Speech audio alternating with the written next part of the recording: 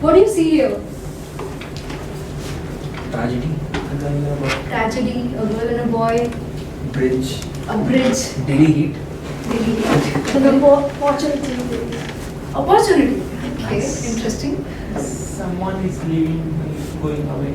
Like Someone is going away, a breakup. Yeah. So it's a burning bridge. It's an idiom. Can anybody tell me what a burning bridge means? How is it related to the image that is here?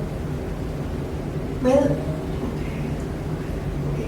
burning bridges with someone is to disconnect with him or her Absolutely. forever. Absolutely.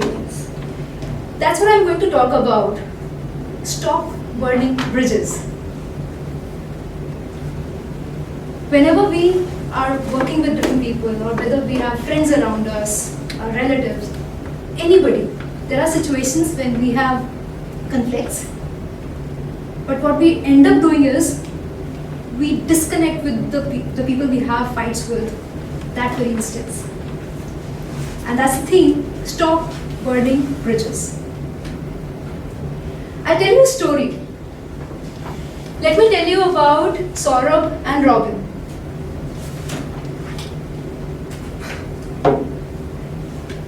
They were the best of the buddies. They were like the Jay and the Viru in school time. The most intelligent of the folks, participating in debates, competitions, best in academics. They were like two people and one soul. Lakshmikant and Pyarelal. They did everything together. They had won a lot of prizes for their school together. But then, this is competitive world. Move to the next slide. The love turned into rivalry because only one person could take the first position. As they moved along, the competition became more fierce. It was competition to get the resources, competition to get the best of the seats, competition which made them fall apart. And then it turned into an altercation over getting the resources that they needed. To the extent that on the graduation day of their college, they had such a big quarrel, they bashed each other up. They ended up in a police lockup on the graduation day. They were saved by their parents and they decided, now I'm not going to see this person again ever in my life. Both of them decided this. They disconnected on Facebook, social media, they disconnected with any common friend who could remind of the other person. And that was like burning the bridge between the two best of the friends just because they could not stand each other at all. Time passed. 10 years later, Saurabh reached New York City and there he was just going across the street at 9 o'clock. He realized that he left his wallet as well as passport at an eating joint he had gone to. He was furious, what to do? He rushed to the eating joint and there was a board, closed. So he was sitting on the street. He didn't have money, he didn't have his passport, all he had was the booking at the hotel. Same day, Robin reached the New York City. He was crossing on the same street. He did not get an accommodation in Manhattan. Manhattan is the main city area of New York City. He did not have an accommodation. Now there's a situation. Saurabh has accommodation, but no money, no passport. Robin has money, has an identity card, but no booking for hotel. Both of them look at each other. They are in a situation. I want you all to think, if you were Saurabh or Robin, what would you do? Get into the shoes of Saurabh and Robin. You had decided not to see each other ever again. You are in a foreign land. you're in a situation, would you even go and say hi? Would you even say that I have this problem? Yes. After all, we are Indians. Yes. No. No. Probably no. No. Yes.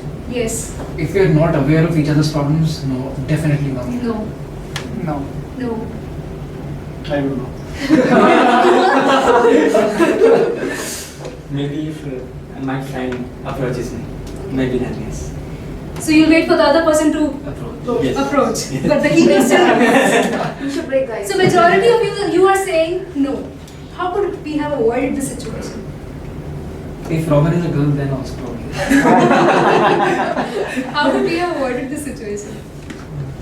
With communicating prevent. I mean, in between, if it didn't break. Exactly. So Never first step, what went wrong in this situation is never ever part with anybody on a negative note. Always part on a positive note. And with this research, how I support this is that research says that despite all mathematical logics or probability rules, you would definitely cross paths with a person you know at least twice in lifetime. At least twice. And this is against all the probability rules, because if we compare the population against the chances, it's very less, but definitely in your life you cross paths with another person again.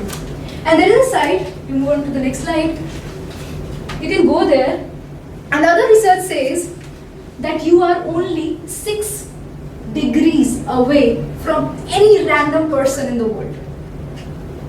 Any random person. This is a theory which has been proven with data, with analysis. And if I tell you this theory is obsolete, it's now 3.5. So any random person in the world is only 3.5 connections away from you. And you can go to this site and do a random check-in. This is a database of movie stars. Pick up names of any 2 movie stars you think do not know each other at all.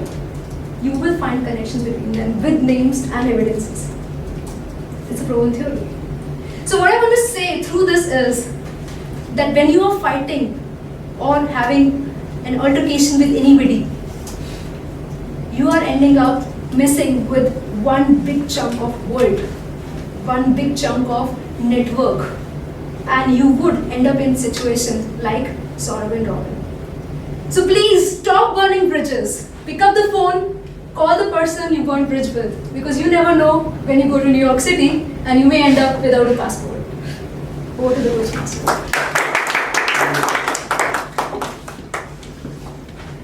Thanks, Khushbu. That was a wonderful message.